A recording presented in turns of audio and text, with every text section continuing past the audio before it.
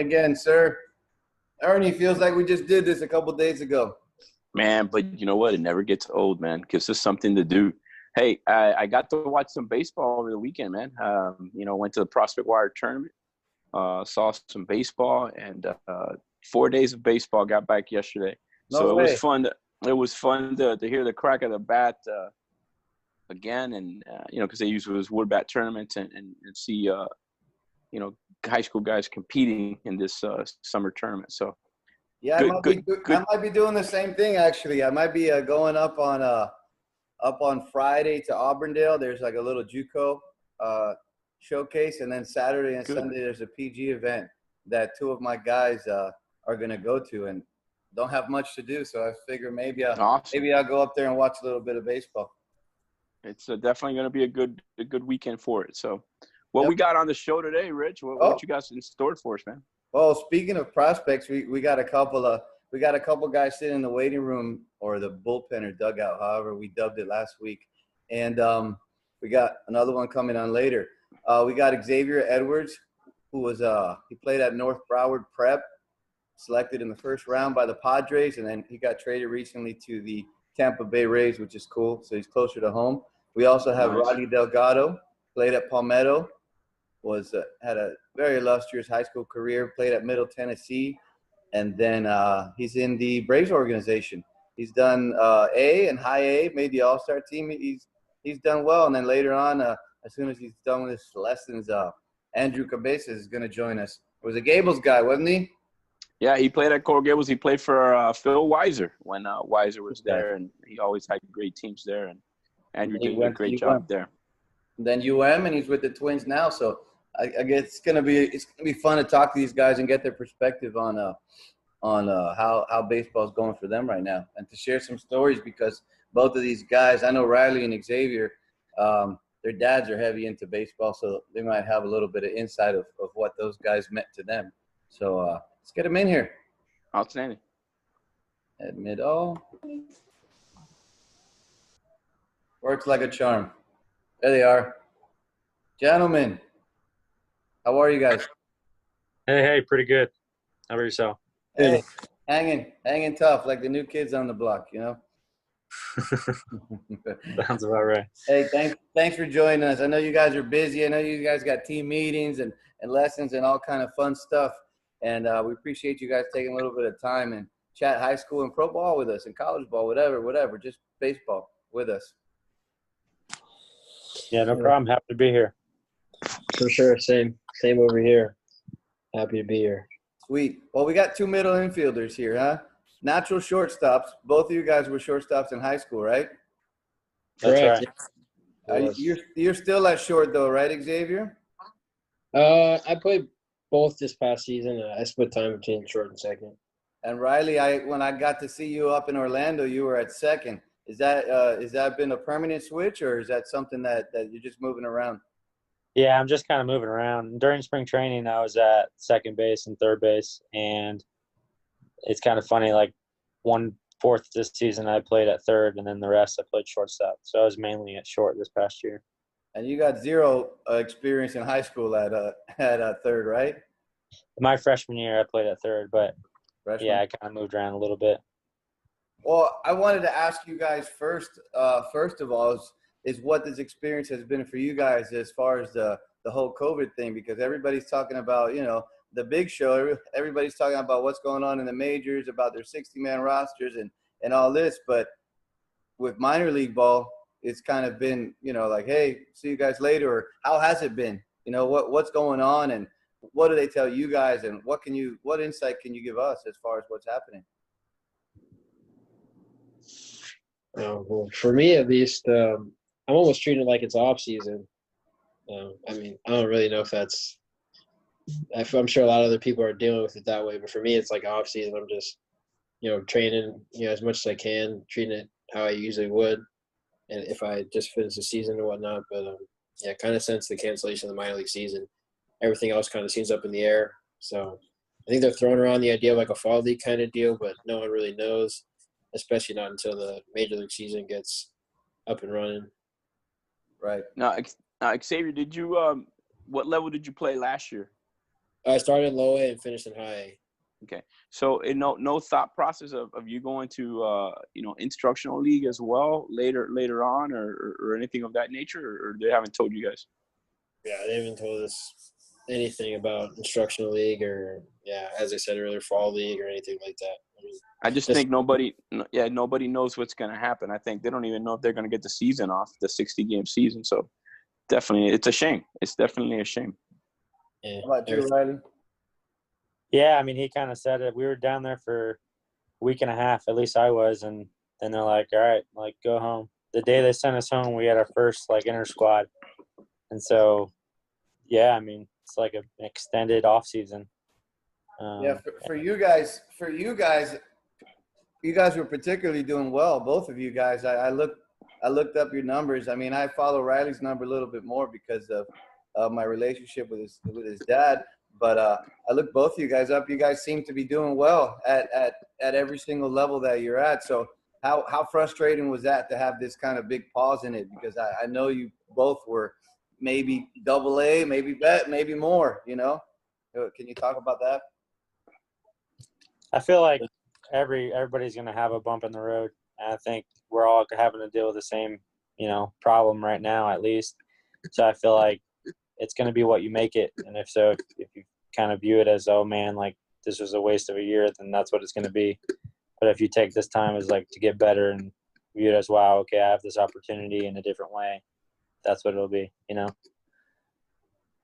Yeah, I agree. I agree with that. What about teammates? Have you guys seen a lot of camaraderie within teammates? Teammates actually wanting to hook up, stay together, work out together? Or has it been just like everybody more isolated, every man for himself kind of thing? For me, since I just got traded in December, so I'm not really too familiar with a lot of the guys in the Rays. I know a few of the pitchers that are down in this area, down in like Broward area, are throwing and stuff. But I haven't really gotten out to do any like live VPs or anything. But outside of that, I feel like it's kind of everyone's in their own little bubble because you don't really know where everyone else has been, and I don't really want to risk getting this coronavirus just for some live ABs because I don't know where they've been. I don't want to bring that back into my house and start getting people in my family sick. So right. How was that?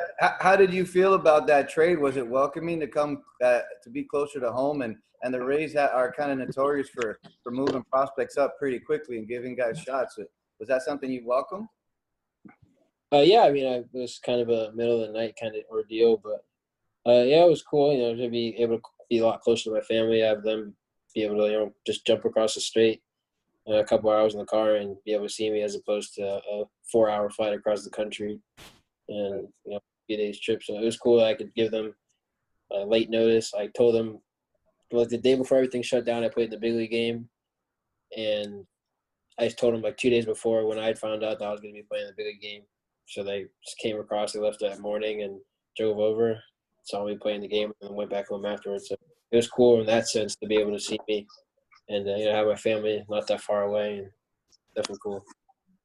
Yeah, that's definitely awesome. That you have the family that close. Would have been better if the Marlins would have made the trade. You know what I mean? Then it's like really rag in your backyard. Riley, yeah. I got a question for you. How was it having a dad that is a baseball coach? How was growing up with that situation? It was pretty awesome. I'm not gonna lie, because I mean, a lot of the parents, as you know, like their parents don't help them in baseball or whatever sport they're playing, and so it was kind of cool going in the backyard and whatever we were working on. He knew exactly what we needed to do, and he knew the best way to help us. So it was kind of cool, And then him coaching us, it made a world of difference. He wasn't just throwing us out there and expecting us to do it. He was working on it on the side when people weren't watching. So it was a blast, honestly, having a dad that knew what he was doing. Definitely, man. Definitely was a plus, and obviously it helped your development, correct? And your brother's development, because you have another brother, right? And he's still playing? Yeah, absolutely. I mean, I had one brother is hurt. He was hurt for a while. He ended his career because he was injured. But the other one, he was in Double-A with the Mets for a couple of years, and he had Tommy John. And this whole Corona thing, now he's going to be out for 2 years now. But yeah, he does pitch. He was going to go independent ball, but yeah. And then And Dustin coaches, right? Say that again. Dustin was coaching, wasn't he? Yeah, he's coaching. He coached in the Cape Cod League. oh, that's sweet. And are you the youngest of the three? I have 3 older brothers, so I'm the youngest of 4. So of 4. Well, you know what they say, the youngest of the family is usually the one that's most successful. It's always happened. Always happens. Look at Bichette. Look at I could go down and skipping my mind right now, but usually the youngest has the most success. So no pressure, big guy. Okay. I know, right? No kidding. I'm not mad about it. There's a wonderful footnote. There's a wonderful footnote to that a story of Riley having a baseball dad. His dad was the head coach at Palmetto for a long time, and actually gave that up for a while, and he gave it up, to coach the boys, and that's not something that happens in this day and age. And I coached my own son in high school by default. I was an assistant, and it was by default. But what do you think about that decision now that you're older and you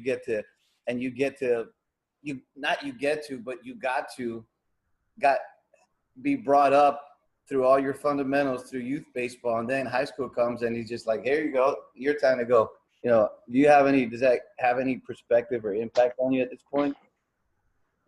To me, it meant a lot that he would give up, coaching to come and help us.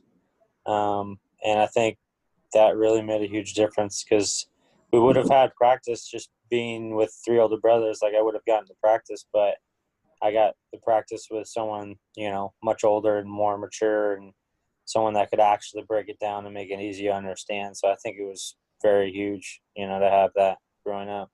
Exactly. That was Go ahead. That was definitely a selfless act on Bobby Delgado's point, who's still coaching right now at Keysgate with Rich over there. And but definitely Bobby brings a wealth of knowledge, and definitely is great at what he does. So you definitely got great coaching. That is no doubt. Xavier, did your dad coach at all? I mean, yeah. I don't know your background. Was he a baseball coach as well? Oh, yes, he is. Oh, yeah, really? he coached Palm Beach Select. I played with them my first 2 years of travel baseball before I went over to the Canes. But, yeah, he coached, played professionally way back when. But, yeah, so he coached me all the way up until not that long ago, honestly. I'm still training with him to this day. So definitely was beneficial, of course. Yeah, I mean, he told me everything I needed to know about the lower levels of minors and everything that I was going to face, everything that I faced so far. And, his words were true. And, he taught me everything that I know up to this point. So. Was it because I see some parents now, and obviously the parents that I see had no baseball background, and it's like they're always bumping head with their kids. What was your dad's approach with you to correct mistakes or to help you with certain things? Did you guys clash? Did you guys clash at all? Not really when it came to the developmental side of things. If he thought there was something that's beneficial that was going to help me out for my game, I took it with an open ear and ran with it, because I knew he had my best interest in heart, and kind of being my own coach at the same time. There's a lot of things hitting wise. Like, it's always just been me and him from a hitting standpoint, and I've never had a hitting coach besides him. So everything I know is from, what I've done, what I naturally do well, and what we've worked on over the years. So just kind of learning how to correct things myself, little things that he sees that he thinks I can change or adjust. But for the most part, it's kind of, managing my own, swing stance, that kind of thing. So it's great that, you had one person teaching you all the way up how to hit, and there are no inconsistencies, no, things that you don't understand, because the terminology has always been the same. So you really have no chance to develop any bad habits. So that's great. I didn't know that your dad was that had that back. And Rich had mentioned something, but I didn't know it was that extensive. So you guys definitely were blessed to have 2 dads that, had the knowledge and honestly the time and the selflessness to sacrifice and make you guys better players. So that's great, man. Hats off to them. Absolutely. Question for both of you guys. Because you guys have coaching in your family, is it something you see yourselves doing after you guys are done playing, however long you get to play? Do you see yourself taking that up, or is that something you don't want to do because you've seen the other side of it as well? I guess I'll start it off. Yeah, I mean, I think that'd be cool. Just kind of being in the whole amateur baseball realm, I think is cool to see kids develop before they're professionals.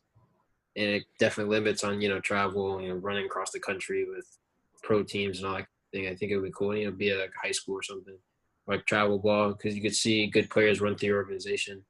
And you could still, develop them and train certain guys and, help guys out between people that and the things that you know from the level that you played at. So I think that'd be a cool experience. Right. No doubt.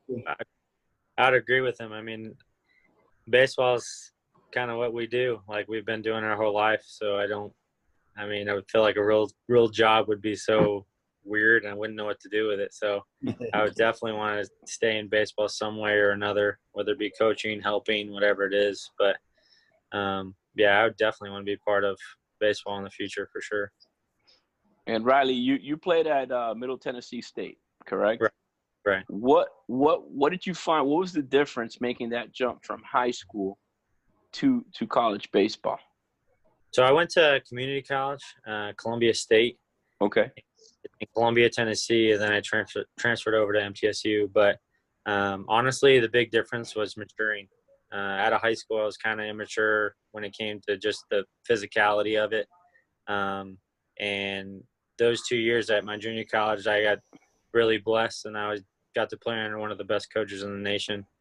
And he just helped me so much with the mental game, not even just baseball, just the mental side of it. And I think that was a huge difference for me, not getting caught up in all the stuff that people look at nowadays, just worry about catching and throwing and hitting the baseball. If you do those things, everything else is going to take care of itself.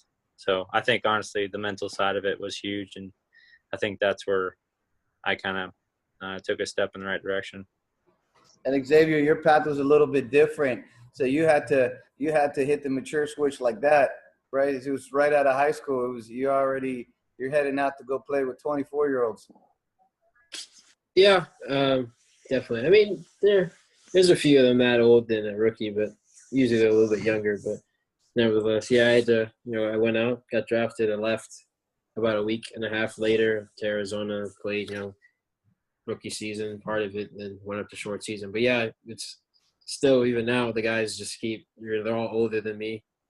And pretty much the whole team. I'm usually one of the youngest guys on the team. So, yeah, it's definitely a little different than going to college. But, yeah, same thing, maturing and figuring out how to, live on your own, how to be on your own, how to be a pro, honestly. That's the main thing.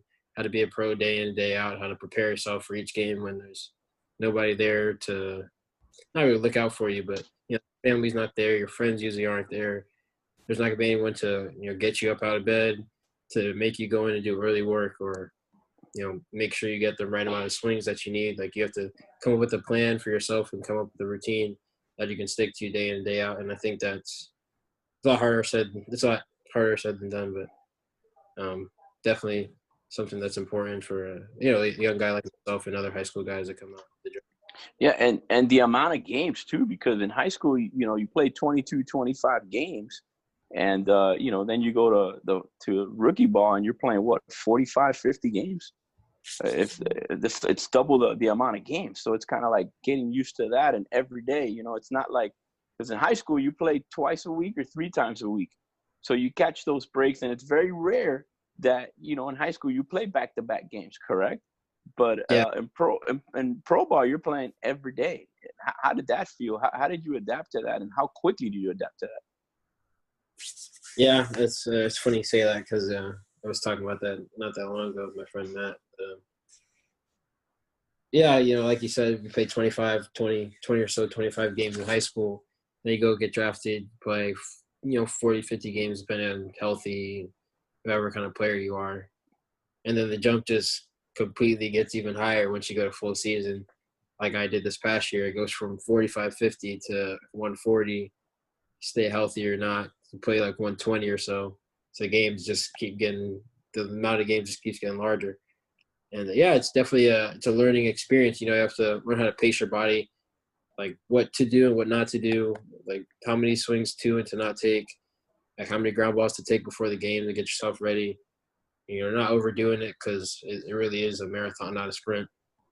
It's not a 5-game, not a 25 game where you get 3 days off in between. It's every day. It's going to be 26 out of 30 days. It's going to be 6 or 7 days a week for about 5.5 months. So definitely goes back to the routine, come up with a routine that you can stick to that makes you feel ready, but also not burned out, how to lift the right way and not overdo it. Taking advantage of off days, for recovery, how much rest you get, all that stuff that, I'm sure college kids would know probably a little bit better than I would, but, all the things that you have to know and learn pretty quickly to succeed at that level. How important, I'm sorry, Ernie, how important do you guys think, or would you argue that enjoying yourself while you're out there at that level, even though there's a ton of pressure, even though everybody's fighting for the same job, you're fighting for money, you're pretty much fighting every day. Is there any value that you guys would place on it's still a game? I still got to enjoy this. I still got to love this. I still got to go out and just play. Because I heard you earlier, Riley, say it's just catching and throwing. That's what it is. I mean, it's how you view it. If you see it as a job, it's going to be a full-time job, literally. So it's kind of how you view it. I mean, for me at least, I'd think about being in the backyard. I play the best when I'm having fun and relaxed and thinking about playing with my brothers and stuff. So if that's the way I view it, I'm going to have my best opportunity when I'm just having fun. You know what I mean? So that's just kind of how I view it. Do you guys see the other side of it in people on your team and people you play against, people in the organizations? Do you see the burnout? Do you see the guys that are stressed, and do you see that being one of the reasons why they can't hack it at that level? Yeah, I feel like there's a few things that go into it. Some guys, you want to move up and not move down, so I feel like their performance is dictated on how they perform and how well they do, how high they move up. So I feel like that goes into maybe where you got drafted. Some guys think they have more to prove, or that kind of thing. But I feel like that all ties into it hand in hand. But yeah, it's tough to see some guys really stress about playing baseball, because at the end of the day it's just the game that we've all been playing since we were little. And if it was fun before, the only thing that changes is your location and uniform. It should still be the same game, regardless of where you're at and who you're playing against. So yeah, it's definitely important to look at it that way. Let's go to draft day. Because probably that there's always these projections, and they tell you, hey, you're going to go here and you're going to go there, and I know, Xavier, you went in the first round. Did you go where you think you were going to go, or did it surprise you where you went, or you thought it was going to go lower, higher, or anything of that nature? Honestly, I didn't really have too many expectations going into the night. I was lucky enough to get invited to Jersey, where they held the draft at MLB Network. And, I was, grateful to be there and opportunity. I knew what that kind of meant. That the guys that went there were probably going to go first day. So in my mind, I was kind of thinking that, I was thinking there was a good possibility that I would go first day. But and I knew some teams that, liked me or seemed to like me more than other teams, and what they had talked to me probably in the weeks before the draft. So that was in the back of my mind. But once it kind of came down to it, and 7 o'clock rolled around, they started naming off names. I didn't really think about it too much. I was kind of just there, and when they call me, they'll call me, and Right. The team it'll work out in my favor. But and did the team that take you was the one you thought was going to take you, or was it a surprise? Yeah, it was a surprise, definitely. Not total surprise, but it wasn't the team I expected to take me. Gotcha. How about you, Riley? You went a little bit later when you got drafted, correct? Ninth, right? 9th round, yeah. 9th round. how nerve wracking was that? And how many calls did you get? And they told you, hey, we're gonna pick you here, and then you kind of like, oh my gosh, I'm gonna go in the 5th round, and that falls, because sometimes that happens, you know. How Right. nerve wracking was that? Honestly, it really, I don't know. I kind of have a different view on it. I mean, I was a senior sign, so I was ready for my career to be over, really. Like, if I got drafted, I got drafted, but it's kind of out of my control at that point. So the Braves actually started signing seniors in the 5th round, because they signed Kyle Wright for like $7 million. And for the people that don't know, that's the first 10 rounds, there's a slot of money. And so they had to start taking senior signs in the 5th round. So, I mean, as the rounds were going, I was just kind of like, well, you know, they were on me. I actually had a workout in Atlanta, and I was hoping that they'd pick me. And then they called me in the 8th round. And they're like, hey, we're going to take you in the 10th. And I was like, all right, let's do it. And then the 9th round comes around, they picked me. So I was like, wow, like, that's a round sooner than they even said. So good. Yeah. Hold on a minute. Rich, I think Cabezas is there. Yep. Says we're waiting for him. Yep, I got him in here. I just didn't want to jump him in Okay. the middle of a story. When he gets in, I'll let you introduce him. I didn't mean to cut you off, Riley. So basically, they told you you're going to take you in the 10th. They take you in the 9th, and you were ready to go. Senior sign, you thought, man, I'm going to go have to coach with my dad. And and then you get picked, and that's awesome, man. That's a great story. You've made the most out of it, and that's great. I mean, go ahead. It's kind of crazy, too, because kind of a backstory to that. I was working in a camp at MTSU right before the draft. It was less than a week away from the draft. And one of the kids actually hit me with a ball, and it was in like probably not the best area. And so I actually had surgery that night. And so like I really couldn't walk going into the draft. Like the day of the draft, I couldn't really stand up. And so I had to go like figure out a way to sign some papers saying like I'll be okay in a couple of weeks. And so they drafted me, and I really couldn't even like celebrate, couldn't even like stand up. And my God. you know, it's kind of funny how that worked out. So when you say you got hit in an area, you're talking about you got one of your testicles hit. That's what you're saying, right? Okay. Yeah. Oh, okay. And so so I showed up in Danville, and everyone's like, "Why is this kid not playing? Like, what's wrong with him?" And it was just kind of a funny situation. That ain't funny. That's an ouch situation for now sure. it's funny. Back then it was not funny. Let me let Andrew in here really quick. Andrew played at Gables for Phil. He went to UM, and now he's in the Twins organization. So let's get him in here with us. Another Miami guy. Andrew, you with us? Might be muted. Yeah, it's got him. How's it going, guys? Hey, Andrew. Hey. How was the lesson? Good. I literally just got home from it. Yeah, working with a pitcher? Yeah, a little 12-year-old. Yeah. Good. Well, we were talking. Did you have the parents standing right over you, or did they drop them off and give you your space? No, they were there. They were there. I got good parents. They really don't try to butt in too much. Yeah, why? That's good. You know how Miami people are. We were talking with Xavier Edwards and Rodney Delgado, and they were just sharing their draft experience. And you got drafted your junior year out of Miami, correct? Yeah. Yeah. Tell us that experience, and if you went where you thought you were gonna go, if it was a surprise, you thought you were gonna go later, sooner. Tell us a little bit about that. Yeah, I mean, it didn't go as expected. I was a very high recruit out of high school going to Miami, and I was supposed to be a starter. My profile just screamed starter because I wasn't that guy who was going to go 95 plus out of the bullpen, you know.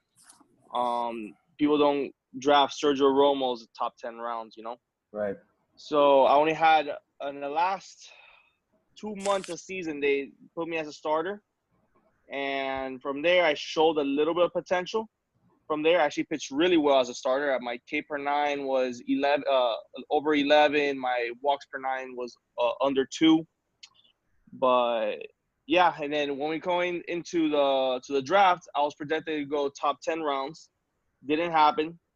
Had all my friends and everything on day 2, all my family, all my friends, and just didn't happen. It was a little embarrassing, a little sad moment, but hey, it is what it is at the end of the day. So then we got into day 3, had a bunch of calls, all but 2 teams. So 28 teams called in a span of 2 hours from like 10 to 12, and didn't hear anybody else till like 3 o'clock.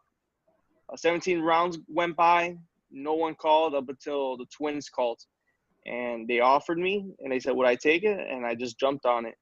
And I didn't. I have never looked back.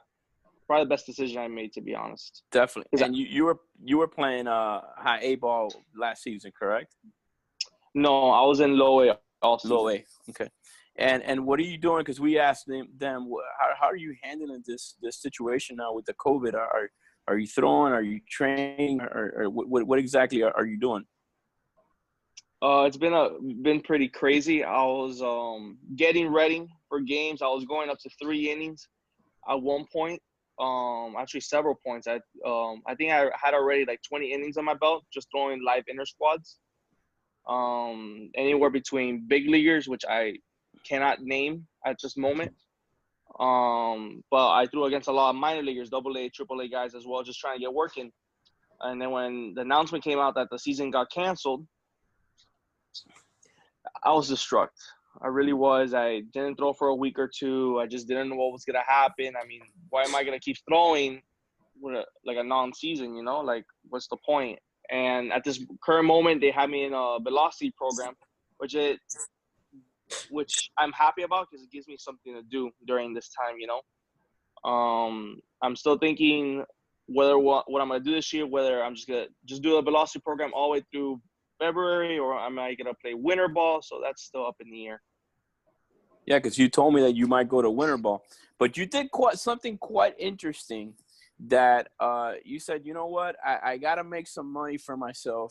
And you started doing some cool fabrications because I saw you on Instagram doing it, step by step. Please tell the viewers what exactly were you doing during the COVID and trying to, make some money. So as we all know, during COVID for a really long time, parks and baseball facilities were completely shut down, like completely. I mean, I've seen people try to go to parks and then cops will tell them to get off the field. So no one was trying to get work in, or when they did, they just couldn't. So I started making mounds for myself. I said, okay, I need to get some work in, whatever. And I was in Lowe's with my pops, and I said, Dad, would it be crazy if we build a company just to make mounts? He said, yeah, that is crazy. No one will buy it from us. I'm like, I don't know. I've been getting good feedback because I've been showing step by step how to make the mounts. I was just bored with my dad. We're just making it. So I just want to show viewers like how to make a mount step by step. And a lot of people reached out to me. Hey, are you selling? I'm going to need one. And the following day, I said, I'm going to start opening my business to make. And that same day, I got 5 deposits. Nice. To make amounts. Yeah. And I wrote down a list, and I was on the dinner table, and I smacked the paper right in front of my dad. He said, what is this? I said, we're getting to work.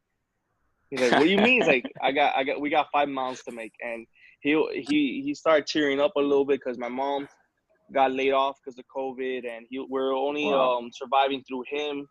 And weeks before, I was trying to find ideas how to help out my family. I was doing Postmates, I was doing Uber Eats, I was doing everything imaginable. But because of obviously the situation with this pandemic, it wasn't safe for me either to be on the streets. Right. So I had to stop that. So I was trying to figure out ways, and well, you got a good network of 2 coaches that we could push it to a lot of high school guys out. So I appreciate it. You sold 50 already, right? You said? No, a little bit less, close to 30. Yes, close to 30. And Rich, he also does BP platforms. Yeah. So I know you need one in your facility because the one there was garbage. I saw it the other day. It was all torn. I think Bobby Delgado tore it up. Well, Bobby doesn't throw BP anymore. Oh, he does.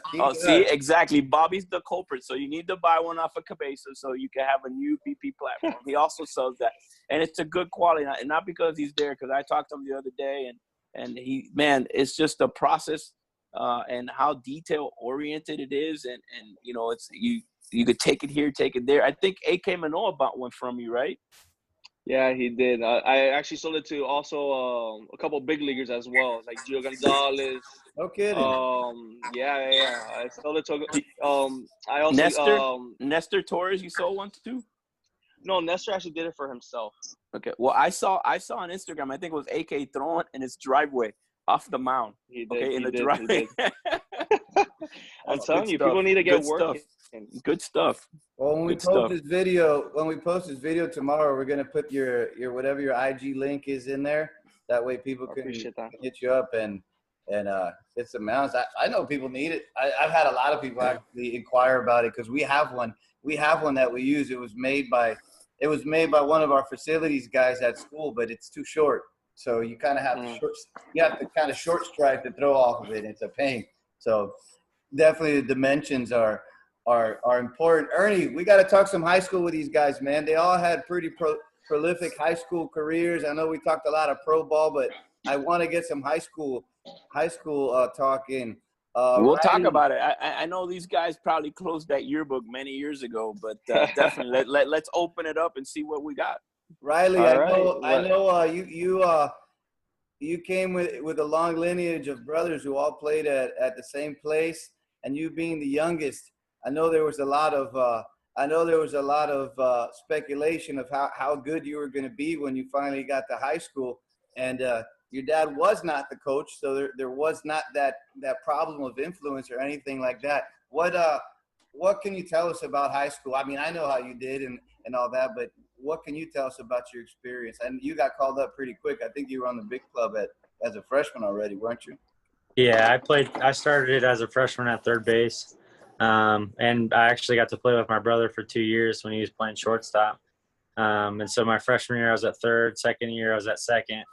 So it was kind of cool. But I would say that just having older brothers in the system, that like it was cool just getting to watch, go to games, watch other people play. And I think that helped a lot, learning from people that were already like ahead of me. So, I mean, it was awesome. It was a great experience. It was definitely good memories. Was it a graceful younger brother allowing his brother to stay at shortstop and just go play second as a 10th grader, or was that a coach's decision?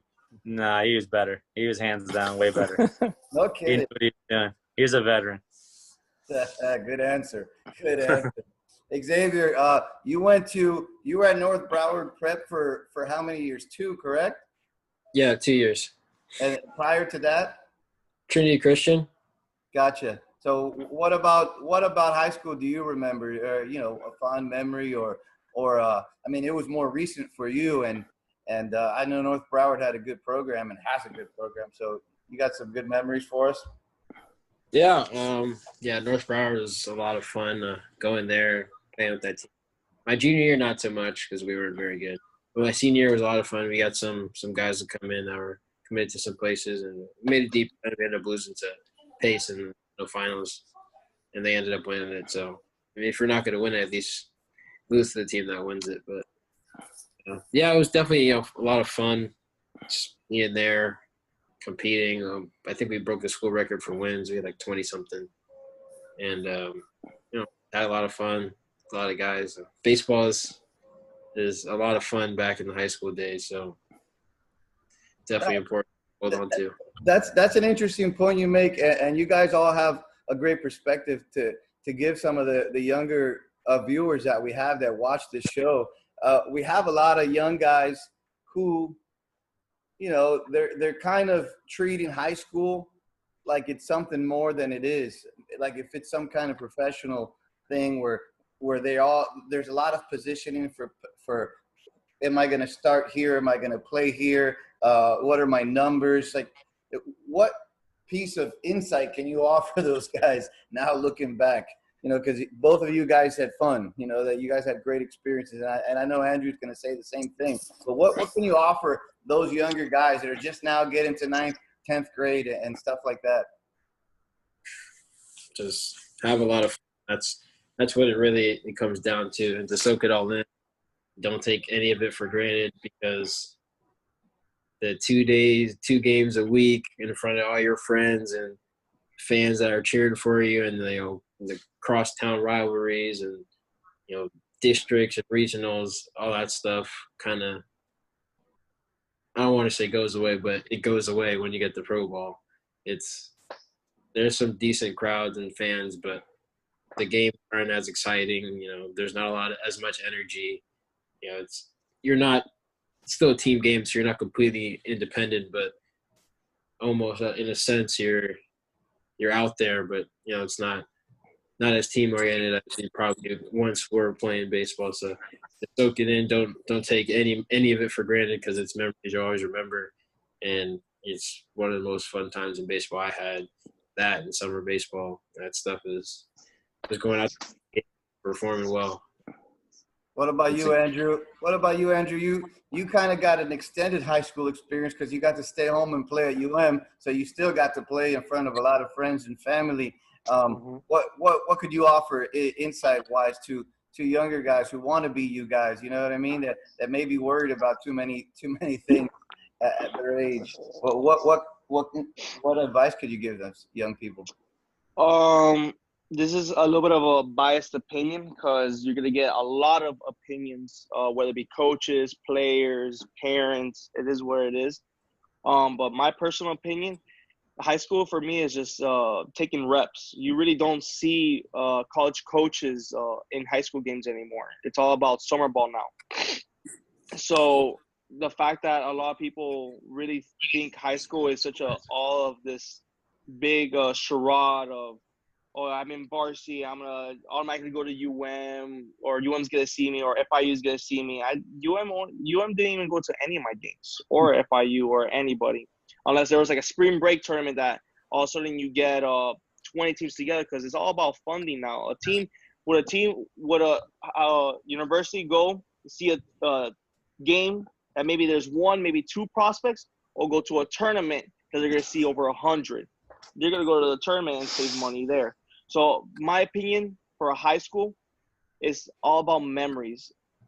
Last week, I was with 9 of my old high school teammates. Wow. To this day, and we graduated 2015. It's been 5 years, and we still get together at least 3, 4, 5 times a year.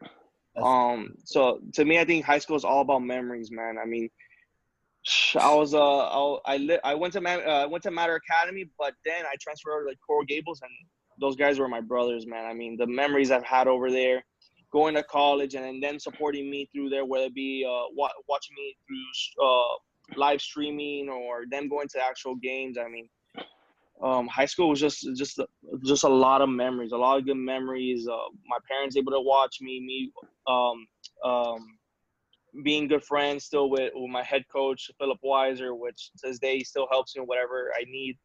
To me, I just think don't take the game too seriously, because it's only 20 games. I think, right, Ernie? Like 20, 24 games out of the whole year. Now. 22 for us public school folk, 25 for the charter school and private schools. You see, like it's only 25 22. games in a span of, or 22 games, sorry, in the span of 2 months. Like the other person said, I mean, you're only playing max 2 games a week usually. Mm-hmm. So just take it game by game, just soak it all in, but definitely, since it's only 22 games, give it all that you got. Well, having said that, what's your biggest memory at Gables? That 2015 team, if I remember, was pretty solid. What's your greatest memory of high school? As far as achievements, or just overall? Overall. I mean, overall. Put it to you this way. We were around 15, 16 of us. All but 2 were seniors, and the other 2 were juniors. Wow. So we were a stacked club. And as far as all the seniors, only one of them was not going to college baseball. That wasn't a commit. So we were pretty stacked. We had 3 potential draft picks. I believe 4 D1 commits. And the rest were just either D2, NA, or JUCO. So we were a pretty solid team. I mean, we just pushed each other, and since we're all trying to win spots, because unfortunately there's only 9 positions, and when you have 15 seniors, and then you got 2 juniors on the bench, everyone's just fighting. So to me, I think the biggest thing I can remember is yes, we're fighting to play, but when it came to it to play baseball, we picked each other up. I think that was the huge thing. I mean, there was no envy, there was no nothing. At least what I felt like. I get pitched, and then everyone's picking me up, and then vice versa. Someone else pitched, whether I pitched bad that day or I'm sitting on the bench, I picked them up. I mean, it was a very big thing when it came to that. So that's what I remember. Riley, how about you? Honestly, for me, it's a little bit different. My best memory was playing with my brother. I mean, one year I had him to my left, next year I had him to my right. It doesn't get any better than that. I mean, growing up, we'd play. I mean, that's the closest brother I have to me. So we'd be playing in the backyard all the time, and I just remember looking at him and be like, I can't believe this is real. Like, we're playing high school baseball right next to each other, you know? And then batting 2 and 3 in the lineup. It was surreal. Just both those years were so fun for me. That's and Xavier touched on that point when you said you never know. I had that experience back in Corey League. I was going to play 1 year with my brother, and we were going to compete for the same position. I had an arm injury. And then the next year we had a mosquito encephalitis, season canceled, and that's it. He aged out. We never got to take the field together. So I could only imagine what that would be like just to do it at a high school level or even a college level. Oh, it was definitely cool. We actually got to play with my other brother too. So he got to play with 2 of us. Oh, year wow. before me. Yeah. Wow. Who was a better fan in the crowd, mom or dad? Emotional, probably my mom. But my dad was always there. That's a tough question. Your dad, he always compares himself to how I watch my kid play, the one that's still playing, because we go and sit and watch games, and whether she gets a hit, whether she doesn't, whatever it is, I just sit there and film it, and then I put my phone away. And he says, that used to be me. People used to ask him, that's what he said. People used to ask me, why are you so calm? Your son just hit a double. You just won the game. And he would turn around and say, what I expect him to do. That's what it's supposed to do, right? That's what it's supposed to do. That is fun. Xavier, was your dad on staff at all when you were at North Broward, or did he? Not at all. So you got to be removed from that. You got to just get the coaching at home. Yeah, I got to have some other coaches other than my dad for some of summer ball and all the high school. He had different coaching, so he was always there, watching the little pointers. Afterwards, we'll talk about the game, how it went. Other than that, but for the most part, he was pretty out of it. He just sat back and watched, tried to be a regular parent. He didn't really try to be a coach. He just tried to be a parent when it came down to game time. That's important, I think, because that's important that both of you guys share that in your pops, because a lot of times you see this in guys who have played the game, whether they played at the professional level, the college level, whatever it is. They kind of have that barrier where they just let you play yours and not have to. It's not something that's vicarious that they're really pushing. And you guys are both products of that. Andrew, I don't know your story as far as your pops, but I know Riley and Xavier share that. They're able to thrive and not have that pressure, where a lot of guys, like Ernie mentioned earlier, they will have that. That car ride home is not going to be fun. And that becomes counterproductive, because you think Riley, you think you wanted to go 0 for 3 today. No, you didn't want to go 0 for 3. That's just the way the game works. And then to have your dad remind you about this, that, and the other, it's not right. It's not healthy. It's not healthy. And besides, then the relationship suffer. You don't want that. I had a son that was on my team, and he didn't get to play much because the other kids were better than him. I am the only coach in history to go down that his son only got 2 at-bats his senior year, because he just wasn't as talented as the other guys. And it's tough, but he told me, Dad, I don't care. As long as I get to hang out with you, I'm good. And to me, that broke my heart, because really our relationship flourished because there was never that conflict, So I'm gonna give you guys a question, just like if you guys would be in an interview here. where do you see you guys in 5 years? Professionally, career-wise, in 5 years. We'll start with you, Andrew, because I see you smiling. Oof, I would like to say playing baseball. But to be honest, I'm not. I mean, I would assume I'm gonna. Yeah, I'm sure. Hopefully, I could be in somewhere in the baseball realm, whether it be professionally coaching, giving lessons. I think somewhere down that road, because I've always been a person trying to give back. I never had that when I was little. Didn't have the funding to have all these private lessons, so I try to give it back. Awesome. I think that's what I would do. How about you, Xavier? Where do you see Xavier Edwards in 5 years? I mean, ideally, I'd be playing baseball at the highest level because that's why we all train this hard for this long in our life to be the ultimate goal, playing the big leagues as long as possible. But if it wasn't that, I'd be doing I'd be messing around with baseball. Probably mess around coaching a little bit or helping out some kids, and also real estate. I've got into real estate in the last 5-6 months, so real estate is something that I pick up on. Yeah, you can't keep all that money. You got to put it to work somewhere or another. I hear you. How about you, Riley? Honestly, yeah, kind of like both of them. I'd like to obviously keep playing, but I mean, there's just reality of it. Never know when it's going to be the last game or whatever. So I'd like to do something in baseball, whether coaching, preferably high school. That'd be ideal. So somewhere in baseball, that'd be awesome. Well, let me tell you that you guys, all three of you guys, your parents have done a great job with you because you guys were humble. Because there are some other dudes that say, I want to be playing in the big leagues and I want to be starting in the all-star game and this and that. And let me tell you, you guys got good heads on your shoulders. So that to me is better than anything. So being humble and knowing what you got, that's very important. Riley, you finished your degree too, correct? I sure did, yeah. Sports management. Sports management. Oh, we have some. That's what my degree's in. That's oh, really? Very good. Yeah, I went to St. Thomas University, so I got mine. Drew, how about you? Are you close to finishing it now? Given my situation with University of Miami, I have not because they're paying for my schooling. So, but the rule is once I start, I can't stop. So obviously, being that baseball's in the spring, I can't go fall and spring. So I have to wait till my baseball career is over.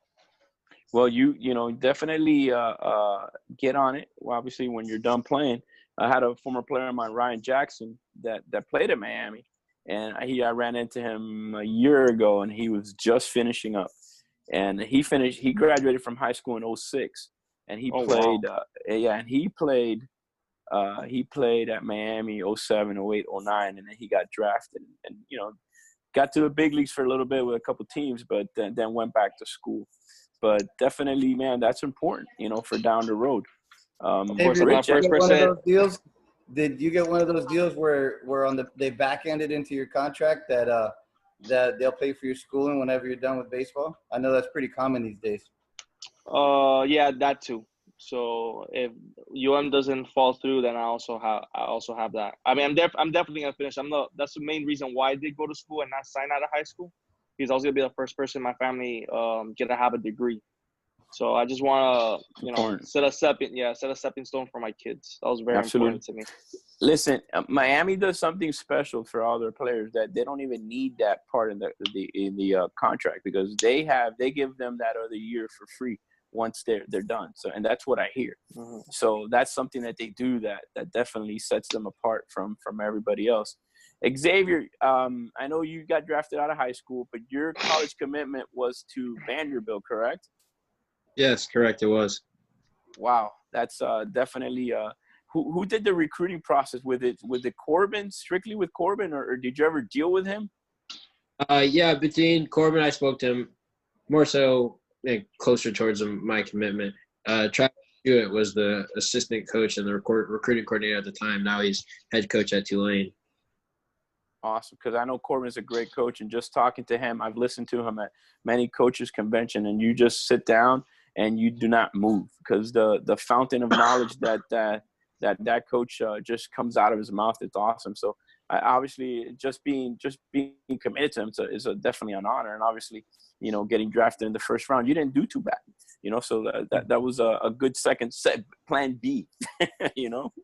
Yeah, ideally, I got family full of educators, so I had to go to good academic school.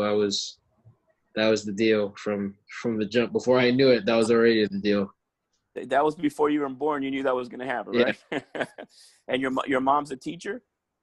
She works for the school district. She's taught 20 plus years in math, and now she works for the school district. And my dad currently teaches. He's been principal. He's been up and down the school board realm, but now Awesome. He's teaching. So is that something you want to do when you're done with baseball, or is that something the family expects? No, absolutely not. I do not even the slightest bit. I'm not. No, I'll leave the teaching, or at least teaching schoolwork to them. Maybe it's more like my dad, but teaching schoolwork, I'll leave that to them. Fantastic. That's awesome, man. That's awesome. Ernie, you got anything else for these guys? I don't want to keep them all night. I know they're busy. They're busy young men, and they've got either lessons or phone calls, text messages, or dates. Because all three of them are young, handsome guys. Probably, they got knocking at the door. Let's go. So I look at Rodney. He's smiling. He's probably got 2 dates going on right now. Look at him. That's how it goes. Yeah, I got 2 dates with 2 lessons. For sure. Guys, you guys were great, man. It's definitely a privilege to have you guys on, and definitely you guys got your head on straight, and I know that you guys got a talent that you've been blessed with, and definitely we wish you all the luck, man, that all your dreams are fulfilled and you get to where you want to get, so definitely stay safe, stay injury free, and best of luck to you guys. Thank you guys for having us. Appreciate you guys, man. It was a great privilege for us, guys. Ernie, what do you think about that show, man? Man, listen, those 3 guys on here, man, what an example of humility, and definitely, how they handle themselves and in true professional form, all 3 of them, and handling, like Riley's been got to the AA All-Star game a couple of times, and Xavier was a first rounder, and Andrew had to overcome, not getting drafted where he needed to get drafted. And definitely, you shows that they have the work ethic and the mental capacity and mental toughness to go through the grind. So it's definitely good to listen to their perspectives. Yeah, I agree with you, man. They all have very different career arcs, but they have that's they share that in common with their humility, with the work ethic, with how thoughtful they are for being such young men. They're very thoughtful about what they want to do in life, and it was refreshing to hear them. You ask Riley his best experience in high school. It wasn't a win, it wasn't a loss. It was playing with his brother. That's pretty cool. And it's great to hear that. We always talk about it, that these young men have been successful, but they've had the support of their family. Yeah. All 3 of them, and 2 of them, their dads were coaches and were mentors, and they got through to them in a way that made them produce. And it's essential for young people, young players to assimilate that hard work and definitely the parents backing and supporting them in a positive way is going to definitely pay off.